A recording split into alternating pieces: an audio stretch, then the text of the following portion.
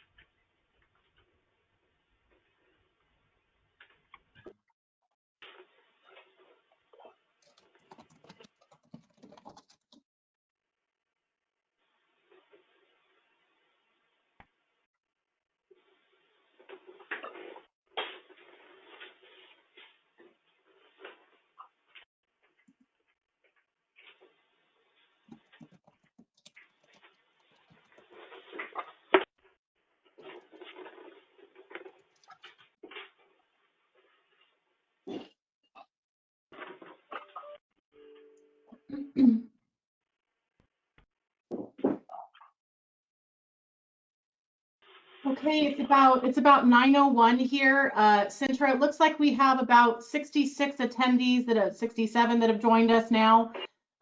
So it looks like we're having a few more come in here, as well as our panelists and my co-chair.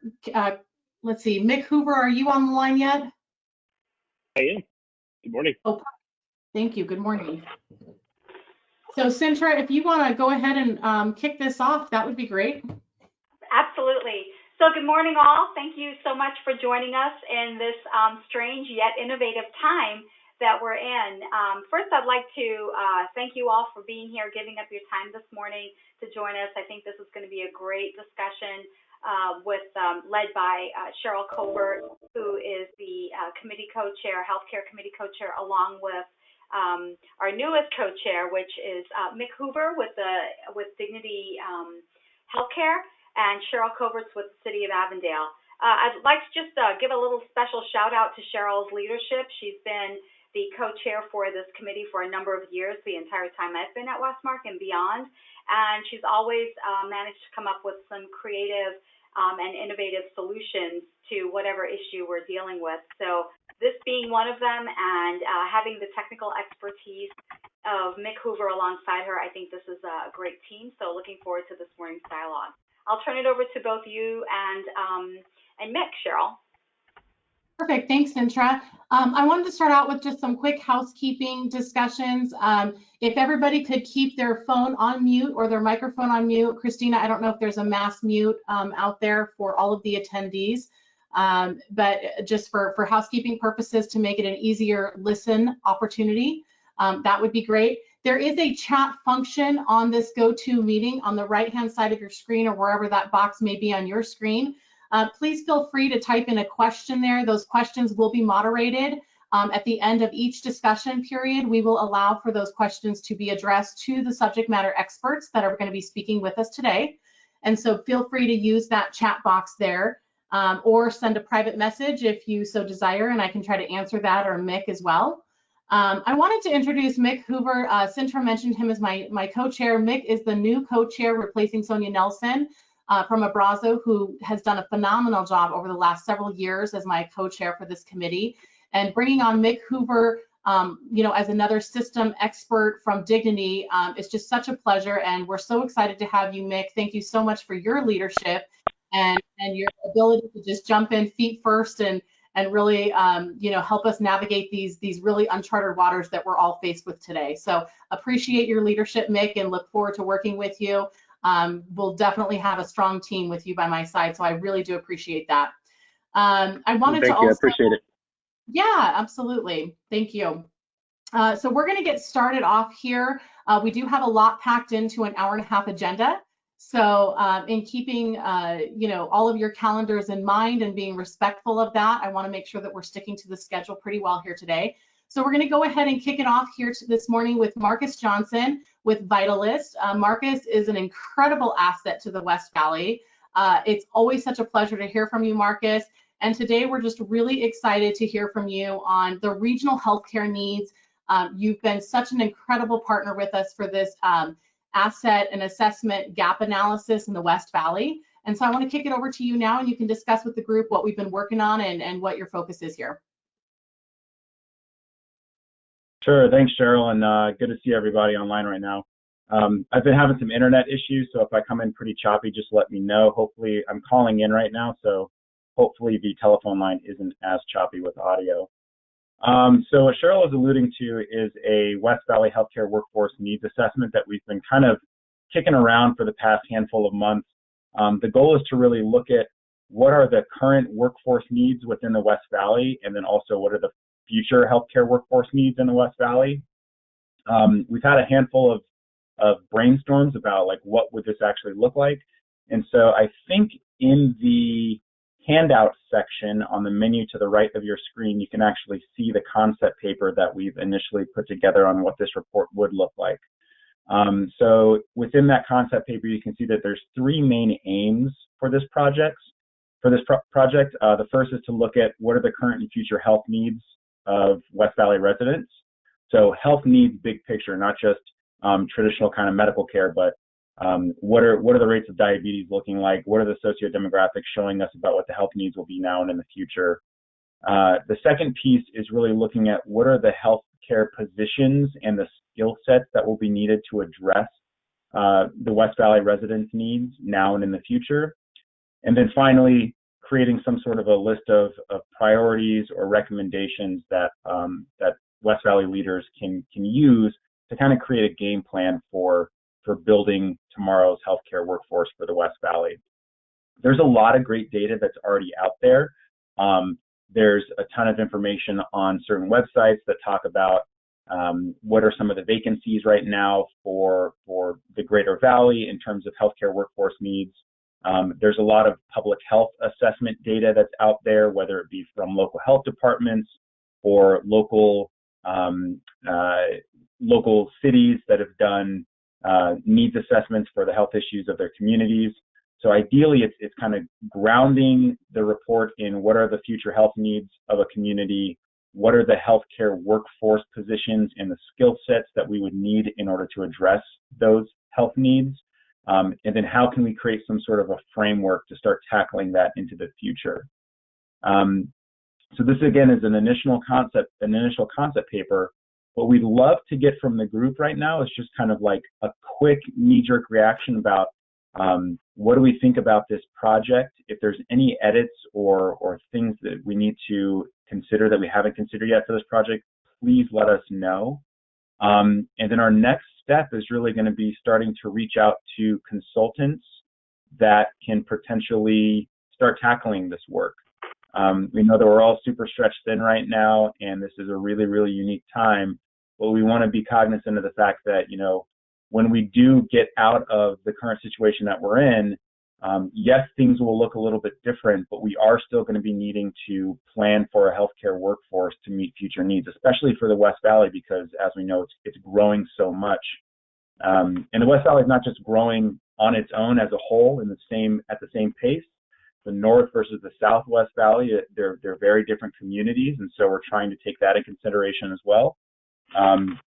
We want to make sure that the ultimate product that is produced is something that is useful for West Valley leaders to try to help inform and direct the future healthcare workforce in the West Valley.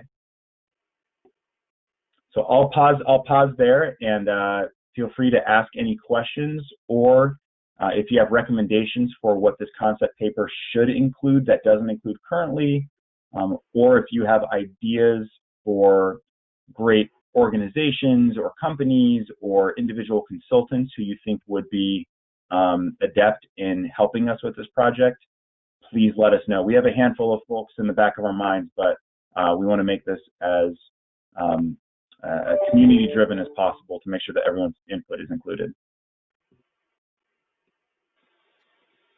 Great, thank you, Marcus. So we're going to open this up right now. I do not see any comments yet in the chat box. Does anybody have any comments? Christina, are they able to speak without being muted? They will have to unmute themselves, and I did see one question come through. Okay.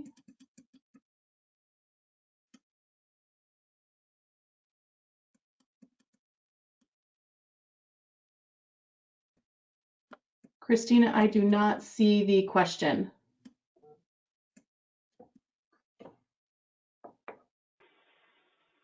You should be able to see it now.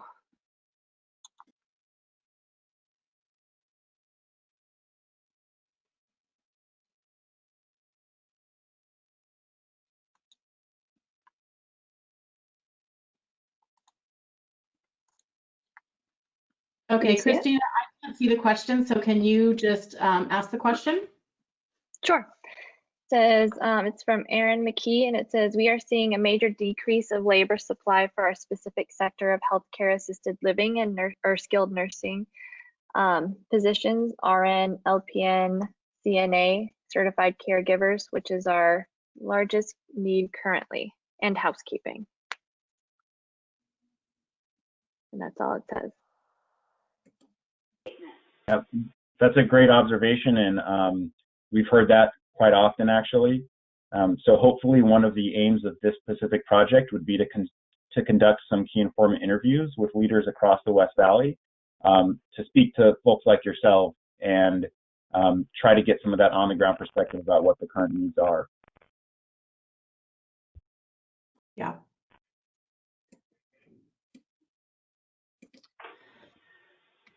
Yeah, so I did get an update. I did get an update. Oh, go ahead. This one is from Scott. It says, does Vitalis envision any specific educational partners to help produce the healthcare workforce that is unique to the West Valley? I think we are open to anybody and everyone who thinks that this would be a project that they would be interested in helping with.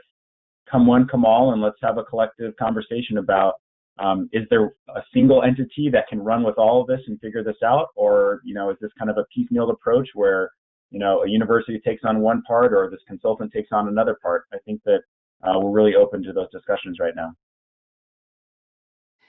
Yeah, and to Marcus's point, this is really a regional effort, guys. So we're looking for you, the experts, to bring us that data and information that we can then compile into something that is usable for a regional level. And like Marcus said, to kind of separate out these different markets even within the West Valley. And then this report, what our goal is to launch this report at the upcoming summit come September. So I know I've had conversations with several other organizations outside of this that they're really looking for this kind of data, and that this will really help drive that recruitment effort, if you will, as well as the expansion opportunities that currently exist here. So this is really an important mission for us that we have in front of us today. And like I said, that culmination will come in the form of the summit as a deliverable. Hey, Cheryl, this is Mick Hoover. Can I just jump in real quick? I think it was the question that came up before, I think is really super important in that, we talk about the healthcare needs and the gap in the West Valley. It goes much beyond the clinical side. And I think the question that was asked before, when we get down to some of the support services, from dietary to housekeeping, even into coding and finance, things like that, I think is is really, really important as we continue to grow healthcare out in the West Valley, that we don't lose sight of all the support services that go into providing high quality healthcare. Thank you, Mick. That's absolutely a great point.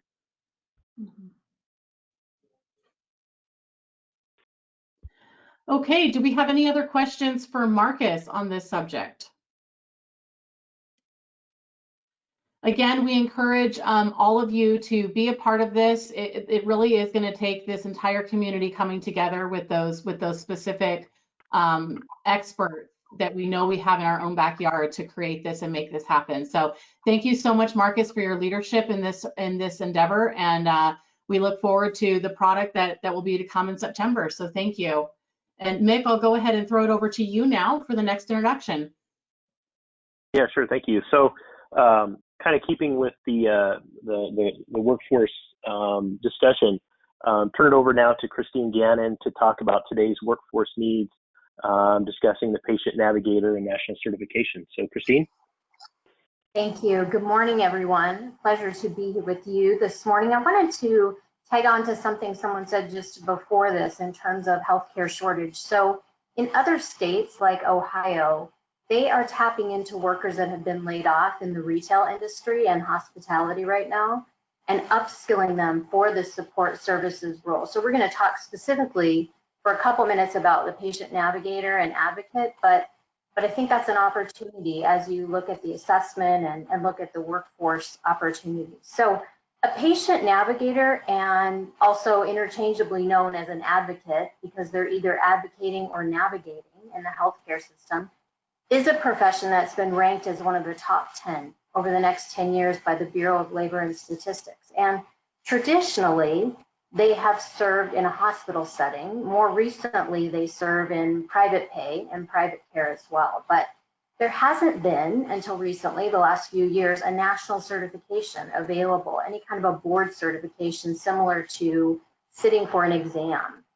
But recently, because the profession has grown so deeply, an organization aptly noted as the Patient Advocacy Certification Board kicked off a couple of years ago, and they are located in Arkansas, and they offer a national exam to certify patient advocates and or navigators. It's about $400 to sit for the exam. There isn't an education requirement that's associated with it, and it's done virtually. Now, colleges and universities have had this type of certificate for many years. George Washington specifically has an online no-cost certificate for Patient Navigator and Patient Advocate. Other universities like Cleveland State and Ohio State have also had online certificates. They don't come with a board certification, but depending on the role that someone has played in their prior career, the board certification may or may not be needed. So other states are tapping into this role to fill some of those positions. I happened to take a peek this morning, and there were 637 open Patient Navigator positions for the Phoenix metro area alone. So there's an opportunity as we look at the situation we find ourselves in with furloughed employees and laid off employees to potentially look at that. So Cheryl, I'm gonna turn it back over to you. We had a little bit of discussion. I don't want to go too deeply in terms of our time, but I'm gonna make the assumption that most people understand in terms of the role and what that role does. So I'll stop there and see if there's any questions. So Christine, this is Mick Hoover again. I do have a question. So to your point, your last point there of, everybody has, an understanding of the role. I do think though that there's the Patient Navigator role maybe thought of differently in different settings, particularly when you get into different service lines. So an oncology Patient Navigator may be different than a different service line, and does the certification take into account different types of clinical care, or is it more sort of a broad certification just across healthcare? So great question. The certificates cover individual specialties. So there's oncology, and there's also broad certificates. The certification, the board exam, is broad. So it covers, it's a program that covers multitude of specialties and really is a broad certification. But again, there's certificates specifically for oncology or elder care, and there's different types of certificates that are available too. So the certification where you would sit for an exam and it's about $400 for the exam, definitely broad and covers a multitude of areas. And then thank you so much, Christine. We also have another question. Are we asking, this is from Kathy Connect, are we asking current and future healthcare workers what they want and need to enter or stay in the field? I didn't hear the last part of that question. Are we asking current and future healthcare workers what they want and need to enter or stay in the field? So that's not going to be a question for me, but I know we have people on the call today that could answer that. So potentially Christina O, if she's on the call, or some other folks may be able to answer that question. Hi there. Could you repeat the question? This is Christina. Hi, Christine. Are we asking current and future healthcare workers? So basically, what are your healthcare workers saying? What do they want or need to stay or enter into the field? We're finding that a lot of them are looking for opportunities to work closer to home so they're not having to drive into downtown Phoenix. And then a lot of them are looking for education opportunities that are scalable. So specific to nursing practice, we have a lot of nurses that enter the field with their sights set on becoming an advanced practicing provider, a nurse practitioner. So in addition to the normal benefits like tuition reimbursement and perks that make it easier to work close to home, I would say that a lot of them have their sights on going as far as they can with the license that they would obtain. Sorry, that's me.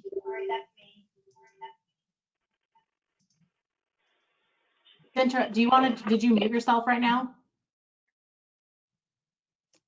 I'm sorry? Will you mute yourself really quickly? Because I think we're getting some feedback from you. Thank you so much, Christine. I appreciate that. I know KJ at WESTMARC is also going out and conducting interviews with many different system groups, as well as the post-acute, as well as some of the specialties. And we are gathering that information, Kathy, to your point about, and also with the educational partners.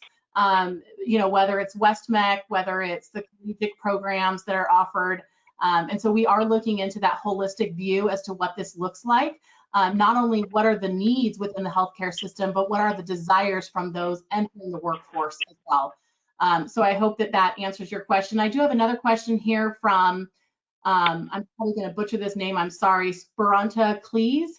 I represent WESTMARC, a large career and technical education district in the West Valley. We offer 28 CTE programs leading to industry certifications and college credits. We are involved in these initiatives. Thank you for that comment. We are absolutely involving WESTMARC in all of these conversations. You are a large partner with us, as well as our colleges, our community colleges, and then our high schools as well.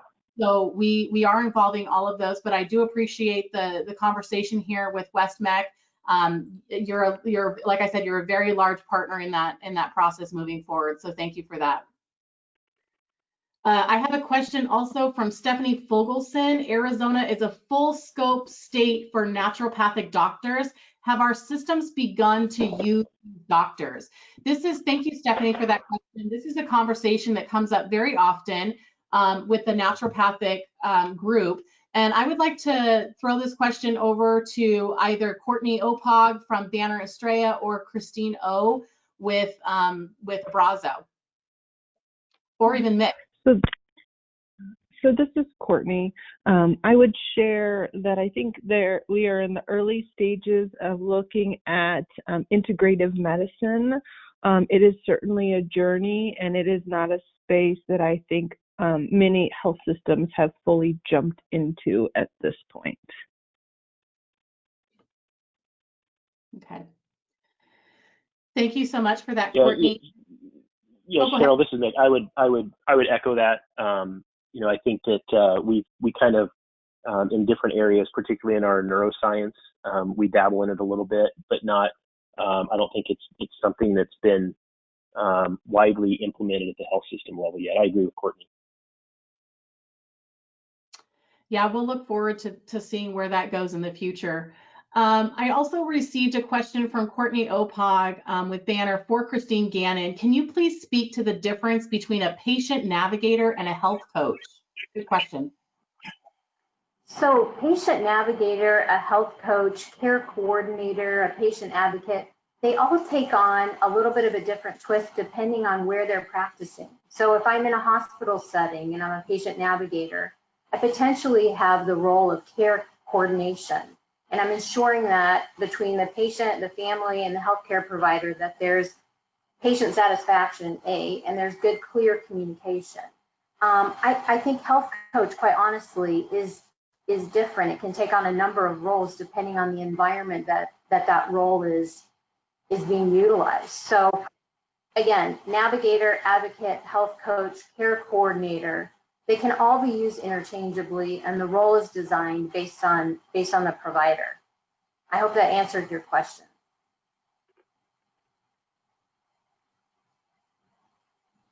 Great, thank you, Christine. Okay, I don't see any other questions at this time.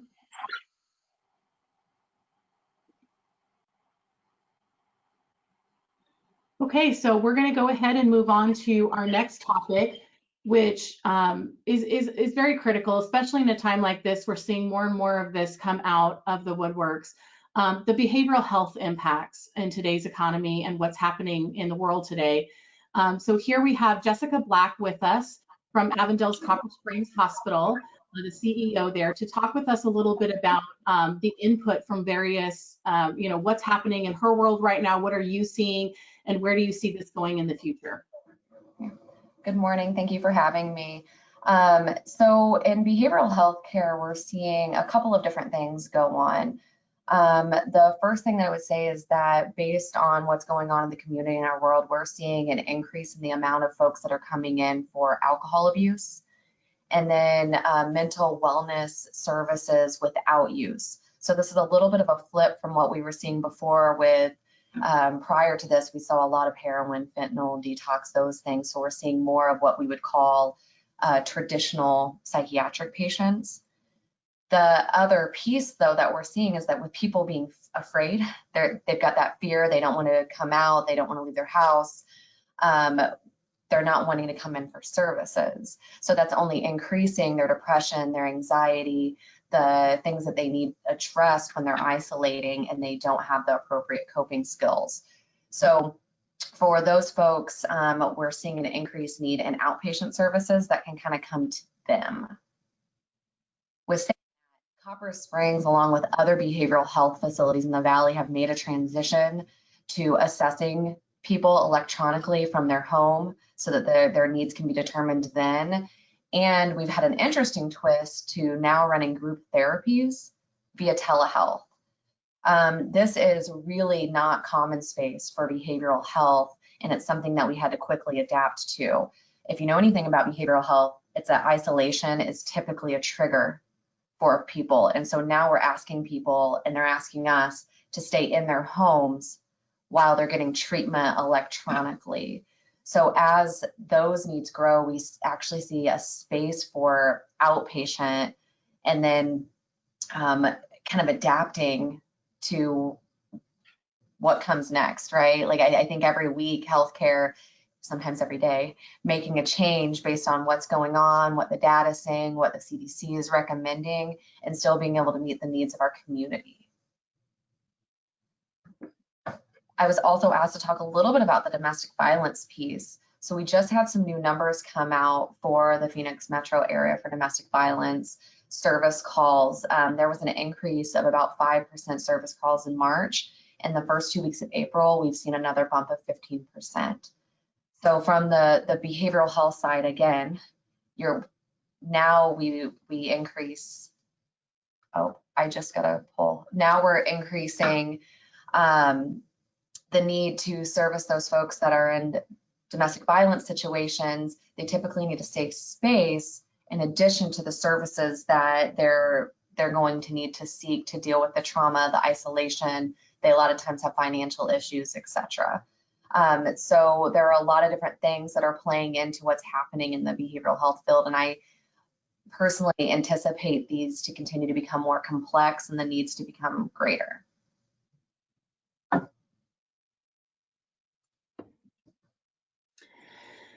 Thank you, Jessica. Appreciate that insight into what's going on in your world over in at Copper Springs. Do we have any questions for Jessica at this time?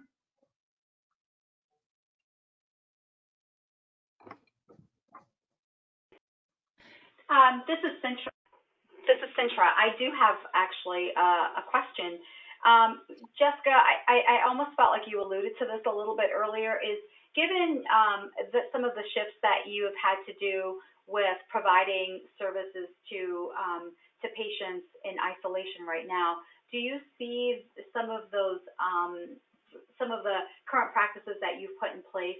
Do you see that maybe that might be continued after things are lifted in the environment? I think there'll be a need for it to be continued. Really what ends up complicating services, the way that we're providing them now, is what payers allow. I think that we'll have a longer term transition to people feeling comfortable getting outside of their home, and so then battling that isolation piece, where we're having to teach people a new norm, teach them different coping skills in different ways. But I do think there's going to be a need for, at least for a while, to continue to provide services in this way so that people start to develop a comfort level. Did that answer your question, Sintra? Yes, absolutely. Thank you. And Jessica, this is Cheryl, we do have a question. Kathy Connect wants to see if you can repeat the stats, please. Sure. Yeah, so in March, the service calls for domestic violence increased year over year by 5%. And then the first 2 weeks of April, they saw a jump of 15%. This was just out in an article that was posted yesterday with the updated numbers, and I'm more than happy to forward that link to you, Courtney, if you want to get it out to the group. Perfect. Thank you, Jessica. Or Cheryl, I'm sorry. That's okay. I can be Courtney. I've just been promoted in line. Great. I do have a comment from Nancy Witt at New Leaf. We are seeing an increase in calls to our domestic violence hotline in our domestic violence shelters. We are also seeing that our counseling visits are still full. We are doing telemedicine when clients do not want to come in as well. So appreciate that comment there.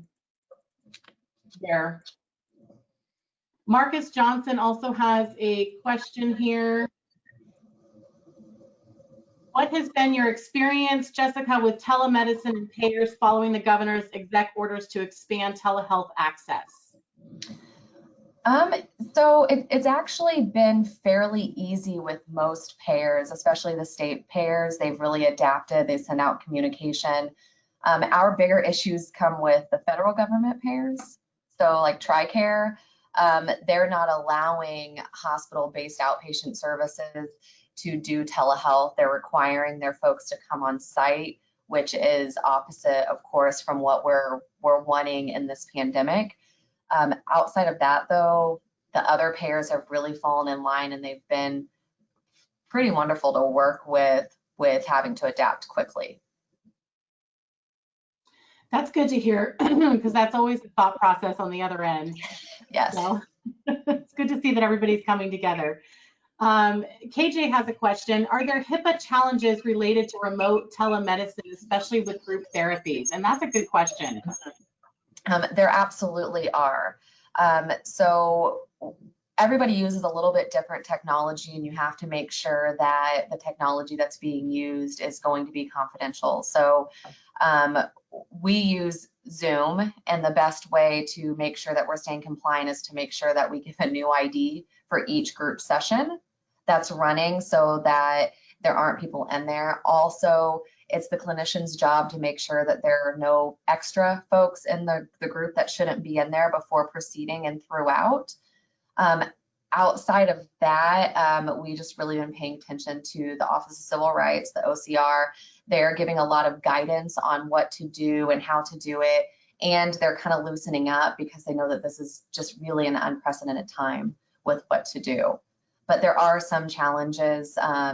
For a lot of behavioral health facilities, we're not completely electronic in our documentation. So there were different hurdles that had to be overcome to stay HIPAA compliant for that piece also. Such an interesting time. We're having to figure out how to navigate these things in a whole new way. And so appreciate your feedback on that as well. Do we have a shortage of providers right now? In behavioral health? Yeah. I'm not seeing a shortage of providers for behavioral health. We've stayed pretty consistent with our psychiatry coverage. And from what I know from my colleagues, they're having consistency also. Additionally, telepsychiatry has been coming along for a while, so we have other options that maybe physical health hasn't been able to tap into. So we're fairly stable. Okay, that's good to know. And Jessica, I know you guys don't deal with I don't think you guys deal with Peds yet at this point. I have heard out in the community that there is a shortage of Peds for psychiatric. Are you seeing that as well? This is something that you know, is near and dear to me. My husband's a school counselor, and you know, we're seeing a definite uptick in, we don't have that connection anymore with the students because they're not going physically to school. And so they're kind of, and then with, you know, the isolation, if you will, for these younger minds of being stuck at home right now and not being around friends and getting that break. Are you seeing that or hearing anything from that in your community as well? Sure. So we don't treat children and adolescent here, but we do field calls for it. And we do see it, we have seen an increase in the needs of people trying to find what their resources are, and the resources are just limited at this point in time for what we can even provide as a referral. Okay. Interesting. Okay, do I have any more questions for Jessica? I know that this is an interesting topic, something that we're all paying close attention to, especially during the conditions that we're dealing with today and how rapidly changing things are, or things are changing. So we're going to go ahead and play a quick video. I'm hoping that this is going to come through okay over the line here. Sometimes they're a little choppy, but we're gonna try it here. So give us just one moment and Christina's gonna get that going.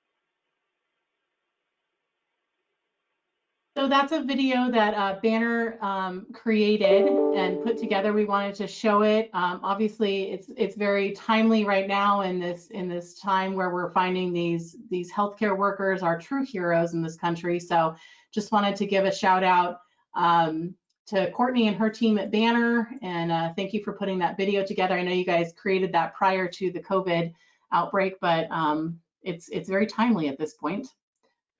So do we have any other questions at this time?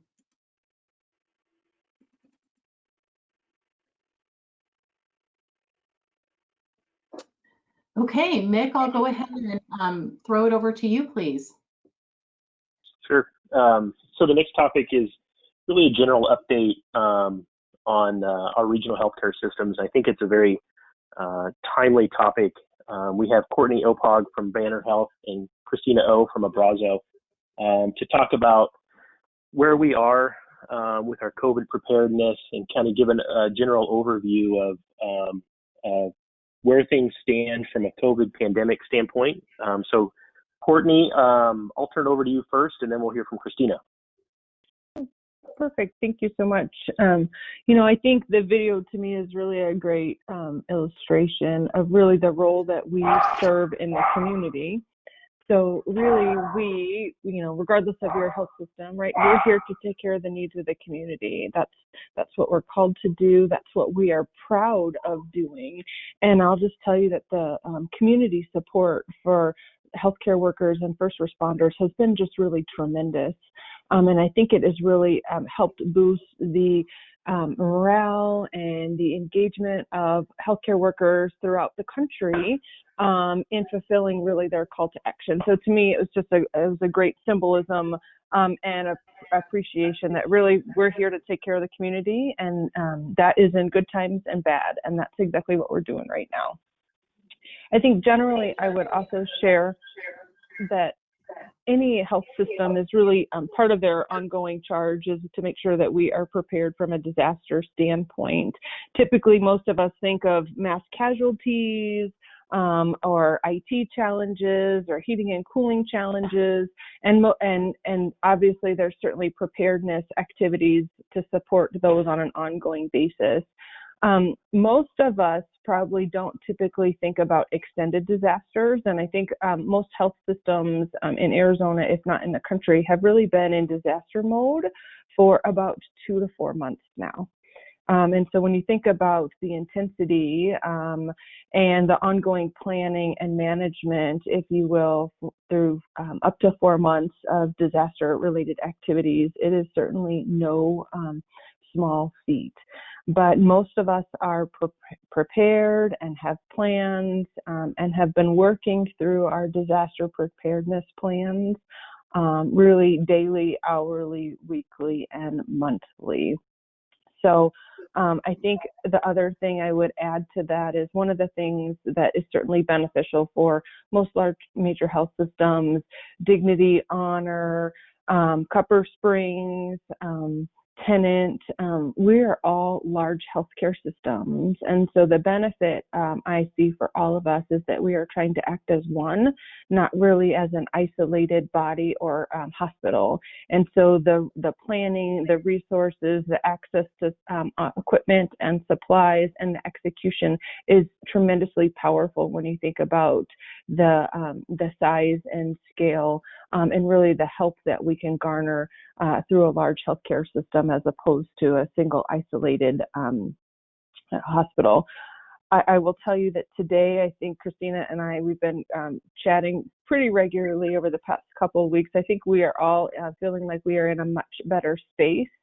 We are continuing to manage through the dynamics and the challenge, but we're also now at this point beginning to look at life on the other side and planning for life on the other side, because our routines will certainly need to change. So that's just kind of a starting point. So I'm sure Christina will add some additional thoughts to that. Thanks, Courtney. Christina, anything to add? Yeah, I did want to thank Courtney for her partnership. She's correct. It's been a very challenging time. I think I've used the term unprecedented more in the past 2 months than I ever have in my career. But what's been wonderful is that we have been able to work across traditional health system competitive lines that are traditionally drawn and really band together for the good of our patients and our community. There's no brownie points for originality when it comes to responding to a crisis like this. We all have to be in it together. I also would echo Courtney's gratitude for the continuous support that we've had from the community. The day-to-day outpouring of gifts and notes and meals for our staff has been really encouraging. For the Abrazo side, and I know this is very consistent with what Courtney has done to his banner because we've been working in lockstep together, our response has really been focused around 3 areas. The first is to understand the data and what it's saying about Arizona. It's really easy to get sucked into a lot of news stories that cause you to get into a panic mode, and the part about being in Arizona is that we've been able to learn other things that are hit. So if you're interested in data, I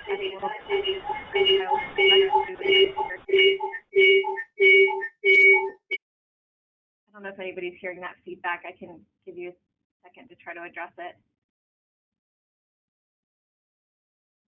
Is that better? Okay, I don't hear my echo. So there's a website called covid19.healthdata.org. And that's a really helpful site because it gives you every country in the world and every state in the United States and the anticipated projections for when the coronavirus is going to peak. And we saw a definite shift on Friday, between Friday morning and Friday afternoon. The Arizona peak went from being predicted to be April 23rd to April 10th, and which means it's past us. And what that's showing us is that the social distancing measures that we've put into place and some of the mitigation strategies are working for us.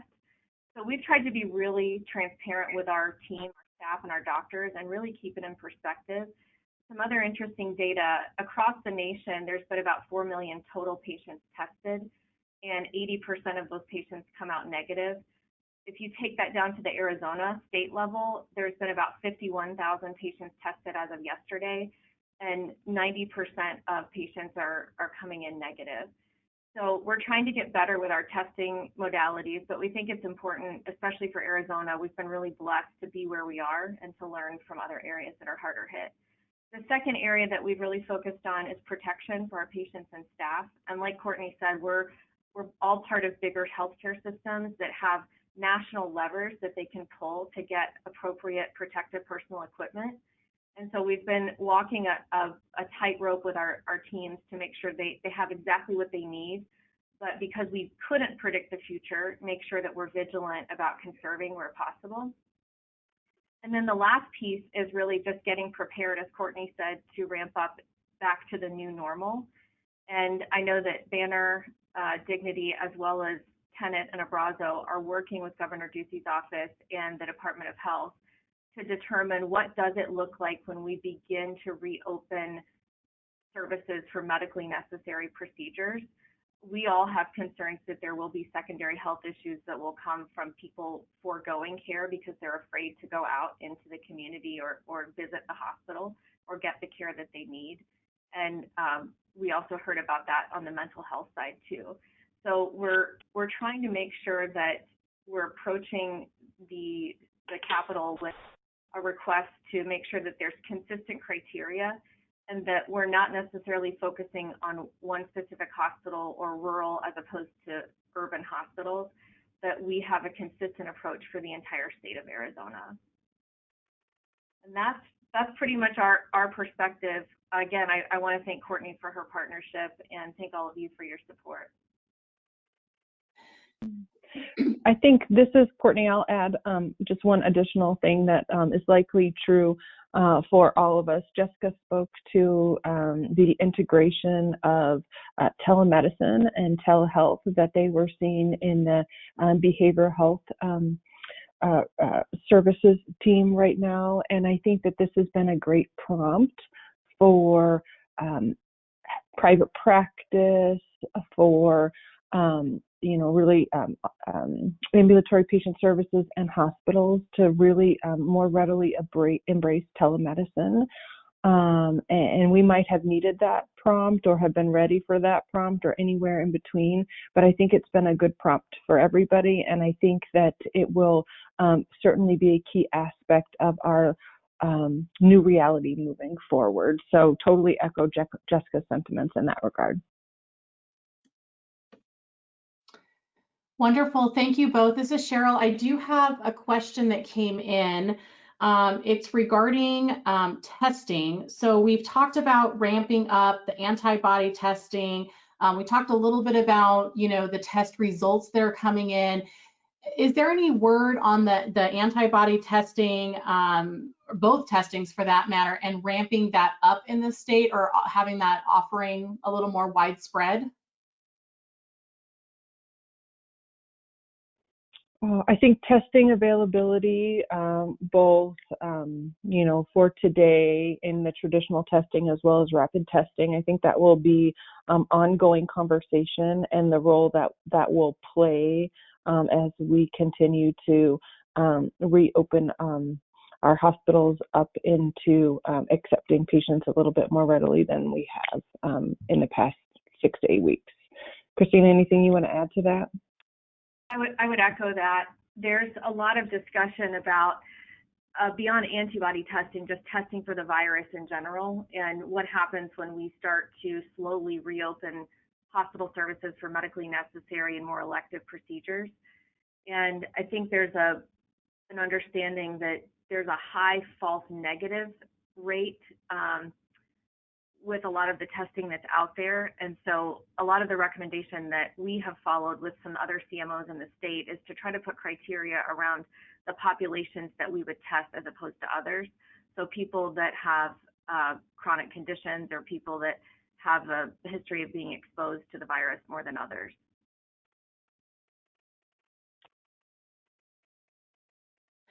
Yeah, I think the testing continues to be an interesting topic that comes up often on, and I think, how we use that, how those all come about is unforeseen still at this point, as far as where those different results take us. Sintra, did you have a question? I saw you leaning in. Okay. Mick, anything else? I think just more so. I'm sorry, Mick. I just think more so a comment and appreciation for Christina O sharing the data, because I think that is something that we're looking at what's happening nationally and getting a little bit nervous about that, and zeroing in on what's happening in Arizona. I really I think that there was, from my perspective, some comfort with the predicted peak versus the actual peak. So I think getting that data and that information out from a healthcare perspective is really important to how we return and we recover in this economy. Yeah, so this is Nick. I would echo that, and agree that what Christina was saying about the IHME modeling being moved up last Friday. We at Dignity did some other modeling using SG2, which is a national healthcare intelligence company, as well as the Johns Hopkins models. And interestingly, they all kind of contradicted each other up until late last week, where everything kind of came together and all projected that it realistically we're kind of on the downside. And even if you look at the Maricopa County statistics out on Maricopa County's website, they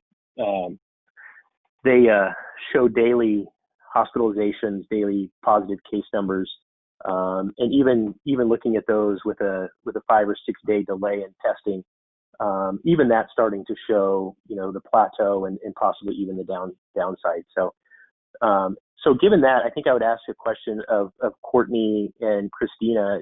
Given that we believe to be kind of on the downside, but understanding we're still prepared for potential uptick if we do open the economy, understanding that we may start to see some positives again, but also starting to look towards opening up for elective surgeries and things like that. Given that, is there anything that you guys systems need at this point in time from the community You know, I know at one point there was, you know, we were talking about, you know, we need more PPE, we need more masks, so on and so forth. At this point in time, do you guys feel like we're still at that point, or is there still work that we need to be seeking the community's input from?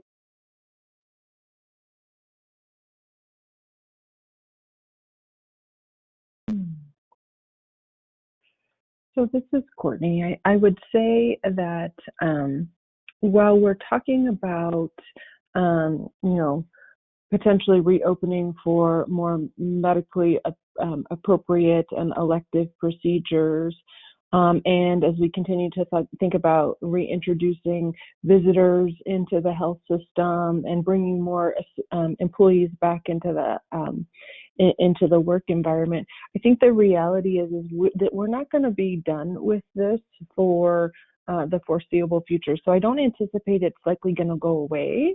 Much like the flu, we still continue to see, you know, flu cases annually, even with vaccinations and even with rapid testing. So I would say, from my perspective, I think that the community engagement and support will still be necessary, and certainly very productive, both from a social distancing standpoint as well as a donation or contribution standpoint. And just honestly practicing good hand hygiene on any given day. So I think all those are still going to be applicable for the future. Christina, is there anything you would add to that? I would completely agree. It seems a little too easy of a response, but I would just say whenever somebody from the community says, what can I do? I say, wash your hands and keep in mind social distancing.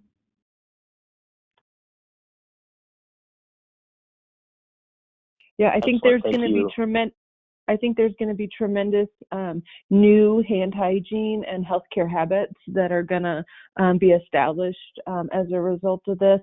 And actually, I think that will positively influence or decrease the illness of certain conditions in the community. So I think there's going to be certainly significant health benefits that we'll see for the future. The other thing, I just happen to think of one other thing, Mick. One of the things that we're hearing is that there is a ability for convalescent plasma. And so that's for people that have been positive, that have conquered the illness. And a lot of our systems are working through local, it's still by the FDA considered an investigational treatment. I know for Tenet, we are working with the Mayo Clinic on their institutional review board to sign up and use convalescent plasma. So what that means for people in the community is if they know that they have been positive and they meet the criteria to contact a local blood bank and be willing to donate plasma, that's something that it's still, again, investigational, but it's gaining speed in using for patients that are currently suffering from the illness. Great to know. Excellent, thank you. Cheryl, did we get to Christine Gannon's question? I don't know, do you want to ask it, Mick? Sure. So the question from Christine was, do we think that telehealth or telemedicine can reduce recidivism of COVID?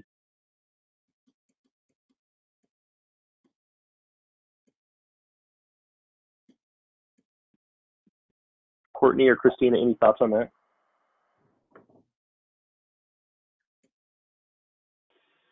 So this is Courtney. I'm not sure that recidivism of COVID will be the only illness or space where we will that this applies to. In general, I think we'll all be using more telemedicine, and that will generally be beneficial for everyone. Christina, anything you want to add? I would agree with that.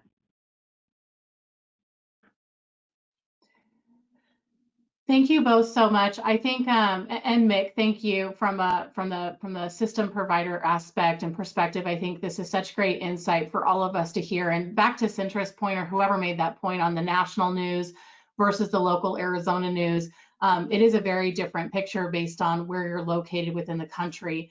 And I know that a lot of these are high concerns for a lot of folks. I do have a question here that came in from Marcus. Do you have a sense of our capacity for adequate contact tracing once we make our way down the curve? Is this something hospitals are engaged in, or is it primarily the role of local health departments? So Marcus, this is Christina. If I'm understanding your question correctly, you're saying if we know of people that have been positive and been treated as positive, are we tracking their movement through the community over time?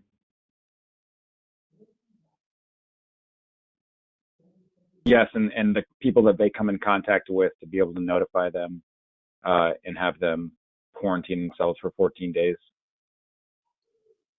So I'll tell you from our incident command center, Courtney talked about the disaster preparedness that's been ongoing. So we stood up an incident command center in early March, and that's been our tracking body. And so we have an infectious disease nurse that every time somebody tests, their results come back positive or negative, she calls them. And she walks them through the guidelines that have been issued by the State Department of Health, as well as the CDC, on isolating and being aware of family members that might need to be tested. But that's a shot in time. It's not a long-term following. So I would say that we, at least from the Abrazo perspective, I think we're relying on the Department of Health because they're also informed of our positives. We're relying on them to track that and manage those patients. Yeah, I would agree with that. More globally, we can only know what we can see within, the four walls of any one particular room or institution. So we're going to need to partner with the Department of Health to do that more globally.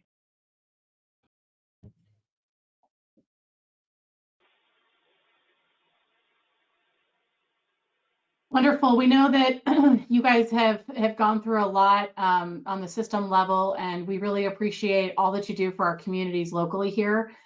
We always say healthcare is local, and it is local, and we always say the healthcare is ever changing, and it is definitely ever changing right now. So thank you for your leadership. Thank you for giving back to the community and providing us these updates. And we know that this is a very busy time for you, and for you to even take time out of your schedules today, we appreciate that very, very much. And just your expertise on this subject is so valuable. And so your partnership is really much appreciated on this level. I know from a municipality level as well as a regional level here at WESTMARC. So thank you both so much. And thank you, Mick, as well for your leadership there at Dignity. We're gonna now move on to telemedicine. We've kind of heard about this peppered throughout this entire presentation this morning. So I always say that it's a silver lining of a very unfortunate event that happened, but it really did take telemedicine into a totally different vehicle here and really sped it up. I think the use of it, the comfort level with it. So on the line today, we have Tim Kazat with ACOS Telemedicine, who is going to be talking about what that has looked like on their end and the call volume that they went from pre-COVID, during COVID, and what they expect post-COVID, and kind of how they've been navigating through these waters. So Tim, we'll open it up to you now. Thank you, Cheryl. Hello, I'm Tim Kozat. I've been with ACOS since inception. It's been interesting to see how traditional consumer telemedicine platform has grown to what we built it. Over the last 2 years, we've really been working on providing our platform to physician offices. We are in the work comp space, handling first report of injury, work comp claims. We've got physicians in all 50 states that are fielding our calls with work comp. I hate to say it, but this COVID has been really good for us. It's really springboarded us forward. It's really pushed everybody's hand to implement this technology in a practice setting. When the COVID, what's the word I'm looking for? When the outbreak happened and things started to shut down, physician practices throughout Phoenix and Arizona started to panic, I think, a little bit, trying to figure out how to see their patients, continue to see their patients. Patients were worried about, whether or not they were going to be able to continue their care, get their medications and what have you. We rolled out our platform. I don't have the exact number, but we were probably rolling out 50 offices a day. We provided our service free of charge for a couple of months to help get through this process. Our call volumes have gone from, we were seeing probably 35 calls to 40 calls a day. We're up north of 700 to 800 calls a day now, and it's growing every single day. The amount of offices that are bringing on is increasing every single day. Our platform is web-based, so in 10 minutes I can have a physician using our platform.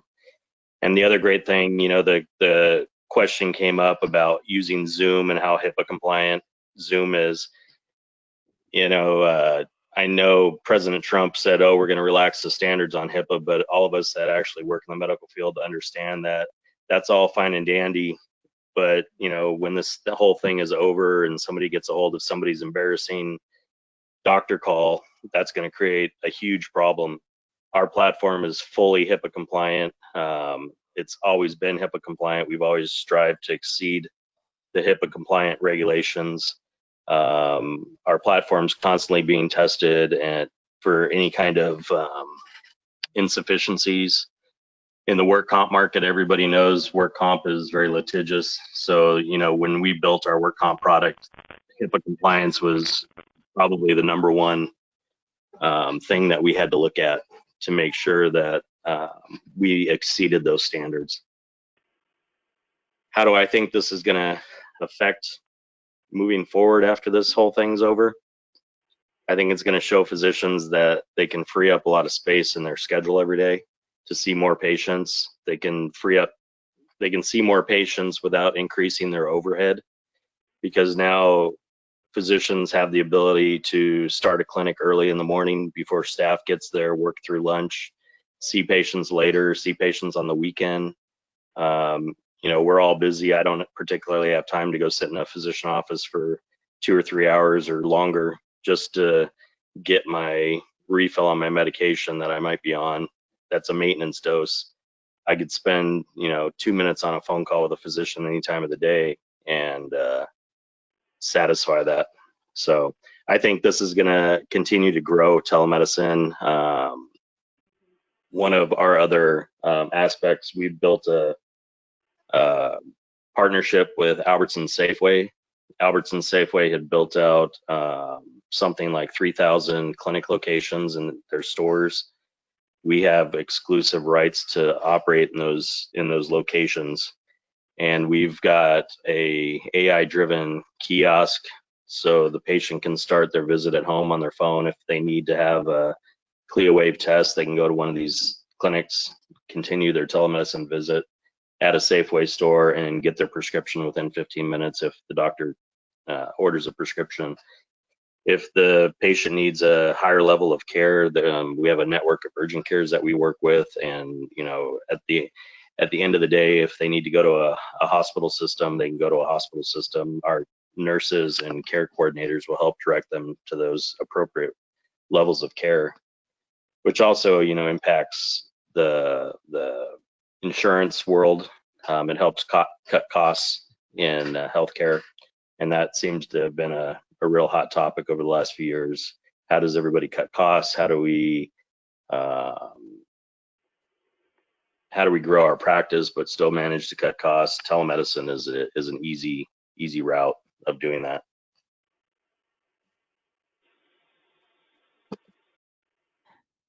Wonderful. Thank you, Tim. I think it's interesting that, the COVID-19 has finally lifted all the barriers that have historically kind of prevented the widespread adoption of telehealth. And so now we're seeing where those changes are coming. It's been around for quite a while now, well over a decade. And so just seeing these transitional behaviors coming through. And I think that's what's unique about COVID is it has created a behavioral change in a lot of people that was well overdue. So appreciate your take on that and providing us with that detail. I don't see any questions currently coming in for telehealth. Do I have any questions out there?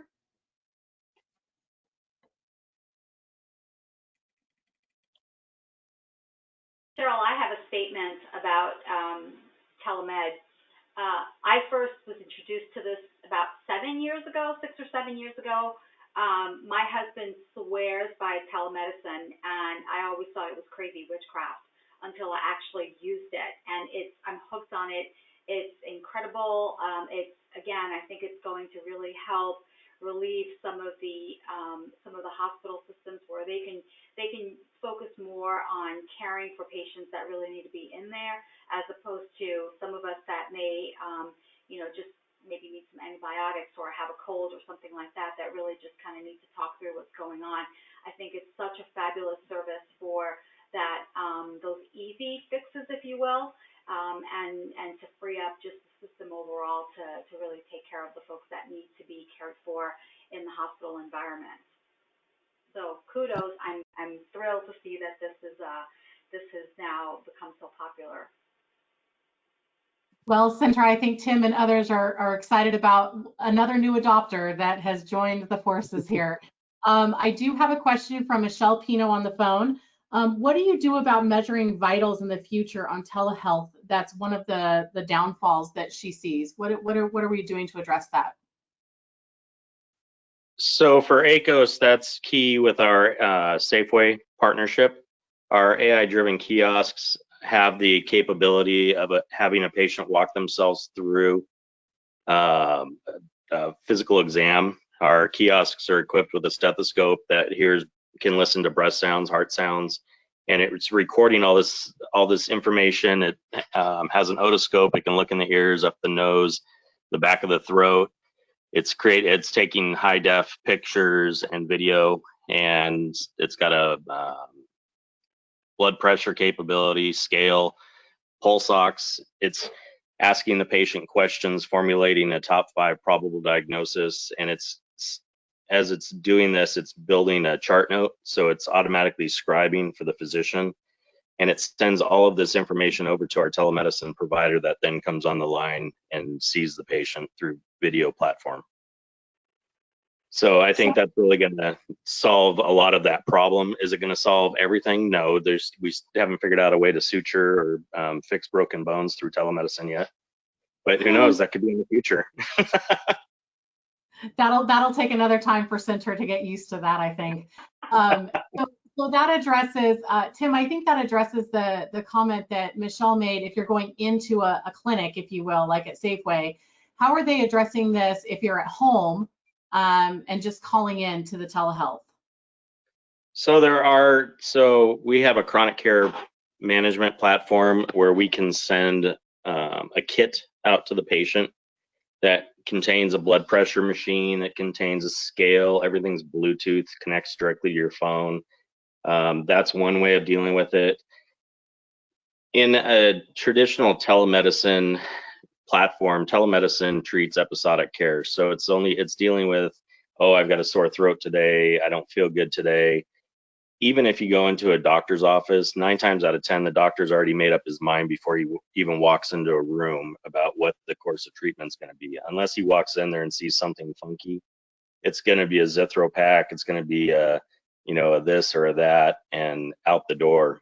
I mean, they've probably already written your chart note before they've even walked in the door. Statistically speaking, 70% of visits that go into an urgent care don't physically need to be seen by a physician. They've already made up their mind what's wrong with you based on the reason why you're being seen. And knock on wood, to date, there has been no malpractice suits regarding telemedicine. There was one regarding an inappropriate interaction between a physician and a patient, but nothing for, not treating a patient correctly.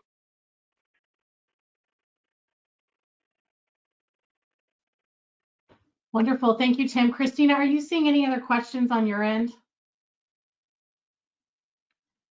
Nope, I don't see any other questions. Okay. Thank you so much, Tim, for joining us today, and appreciate that insight on telemedicine and the ever-changing technology and world of medical device and artificial intelligence and all that's coming with you know, we always say the future jobs of our kindergartners today aren't yet existed, and I think this is just another reminder of that. That, you know, we're going to have to have our finger on this pulse as we continue to move forward, which is why healthcare will continue to be a highlighted topic and something that we pay close attention to here in the West Valley to ensure we have the adequate services for our residents, as well as the opportunity for the new workforce coming out in the future. So Sintra, at this point, we're about 10:14, about 15 minutes to go. I'd like to throw it over to you now and wrap up this meeting. Absolutely. So thank you. I think this was a great discussion this morning. Last we checked in, we had 66 participants on the line. I'm sure that number bumped up a little bit after we got things going, so we'll follow up on that. But just pretty tremendous to see the engagement that we've had in this current environment. And again, you know, thank you so much to Cheryl and Mick for continuing to move this dialogue forward. Our healthcare committee normally meets every other month, and we had a meeting last month, but we figured since, you know, this is the hot topic right now and everyone wants to know what's going on, let's meet a little bit more frequently. And to see that this meeting has gone beyond just a healthcare committee meeting, but to invite in so many others that are now able to participate with us this morning. Some of the takeaways that I took, Christina, thank you so much. Wash your hands, wash your hands, wash your hands. I'm a germaphobe, and it's interesting how this really comes down to just, you know, basic awareness, self-awareness of how germs work, how they spread, and I don't think it gets tons more complicated in terms of, you know, just good hygiene. I think that's really going to help us be more aware. I've just noticed people just out and about wearing masks, just looking at you, like making sure they're not kind of in your space, being cautious about what they touch. I think this is just really going to set off a new behavioral pattern that in the long run will keep us safer down the road. I had the pleasure of attending a call with Governor Ducey last week, looking for input from the business community on how to reopen Arizona in a safe environment. And so some of these guidelines is really what the governor and the Arizona Commerce Authority is looking for to see, number one, the comfort level that we have as the general population, but then also specifically, what are some practices that we are going to put in place in our own organizations? And the WESTMARC team had a discussion about that yesterday. So really at every level, I encourage you all on the line to be thinking about those things. Is how are you going to, you know, re-enter? How are you going to interact with the clients and the crowds that you did in the past? And I think, again, looking at the data that Christina pointed out earlier was really impressive, and that Mick also mentioned in terms of the studies out there. Everyone's going to be looking at the healthcare industry, so I think that that's a key area to look at, and to, again, kind of block out some of the noise that's happening at a nationwide or worldwide level, and really kind of focus in on what's happening in Arizona. And I'm always encouraged, because I think, you know, there's a silver lining in everything, much like there is that we're seeing in the telemedicine space right now. I think this could be a great opportunity for how we move forward in the future. We've been talking at WESTMARC for a while now about how do we get brokers and developers out, or brokers and site collectors out more to the West Valley, and you know, do they want to come out? Do they want to take the drive out here? You know, how can we provide them with information? This environment has forced us all into looking at virtual tours, virtual dialogue, virtual webinars, and so on. And so I'm proud to say that this situation has really led us into probably creating a whole new business line in how we communicate the projects that are out there. And so on Thursday at 1 p.m., we will have our first virtual tour with 2 West Valley projects and companies. Flight Goodyear is a project. It's the old Goodyear. It's the old Lockheed Martin campus in the Goodyear area, and it's pretty much great. It's amazing office space and pretty much, you know, ready for attendance immediately. And then the other project that we'll be hearing from is the next level of ACOS and their partnership with Venn Companies. Their project is almost completed, and we see that it's going to be very timely because there will be a demand for increased services in the telemedicine space. So excited to be bringing you a lot of this new information. So stay tuned, join us on Thursday. Look out for that that invitation that should have come out from Christina yesterday or from WESTMARC yesterday. If you haven't received it, just shoot me an email and you're interested in attending, and we'll get you the information. But I can't, again, thank all of our panelists this morning under the guidance of Cheryl and Mick and then KJ on the team for working through the agenda with all of the speakers, Christine Gannon.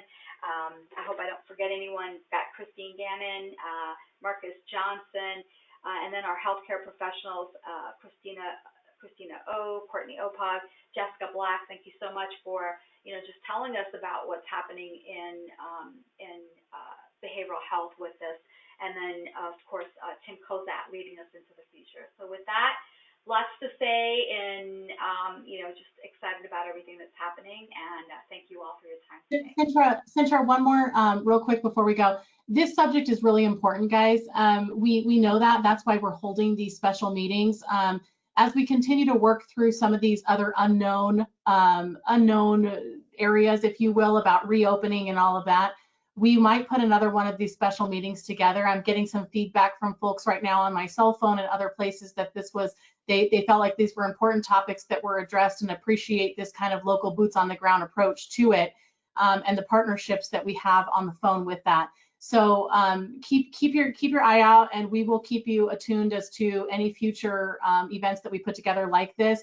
We don't want to take people's time and talk about things that aren't relative or are just repetitive to what's going on in the marketplace. We're really trying to be very specific and targeted as to what our discussion topics are here, so that they're informative and really giving us those tools towards success.